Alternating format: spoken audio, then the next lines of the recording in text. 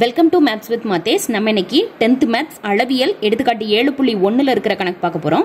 ஒரு உருளை வடிவ பீப்பாயின் உயரம் 20 சென்டிமீட்டர் மற்றும் அடிப்புற ஆரம் 14 சென்டிமீட்டர் எனில் அதன் வளைபரப்பு மற்றும் மொத்த புறப்பரப்பை காண்க அப்படின்னு சொல்லி கேட்டிருக்காங்க.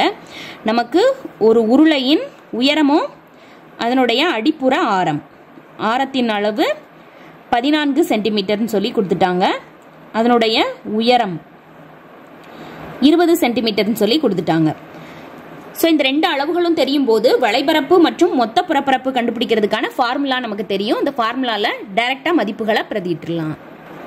உருளையின் வளைபரப்பு கண்டுபிடிக்கிறதுக்கான ஃபார்முலா 2πr(h) சதுர அலகுகள். ஸோ 2 பெருக்கல் பையின் மதிப்பு 22/7 பெருக்கல் r.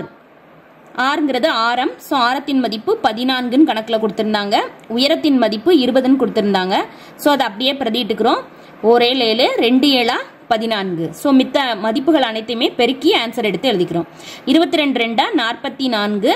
44 2ஆல் பெருக்கும்போது 88. அதை 20ஆல் பெருக்கணும். ஸோ 1 8 2 16 6 மீதி 1 16 1 17. ஸோ 20ல் இருக்கக்கூடிய 0வையும் சேர்த்துக்கிறோம். ஸோ 1760.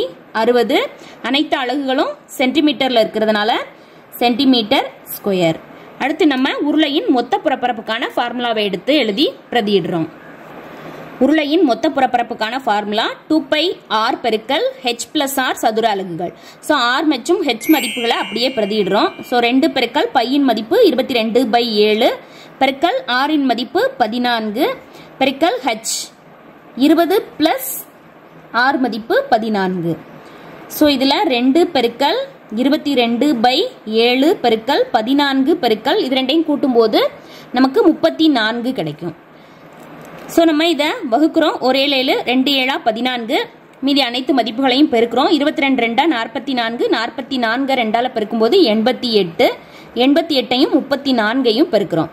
4 8 32க்கு 2 மீதி 3. 4 8 32 பிளஸ் 3 35.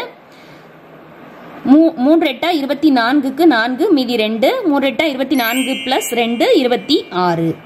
ஸோ 2 9 9 2 அதாவது 2992 சென்டிமீட்டர் ஸ்கொயர் அப்படின்னு சொல்லிட்டு நமக்கு மொத்த புறப்பரப்பின் மதிப்பும் கிடைச்சிருக்குது.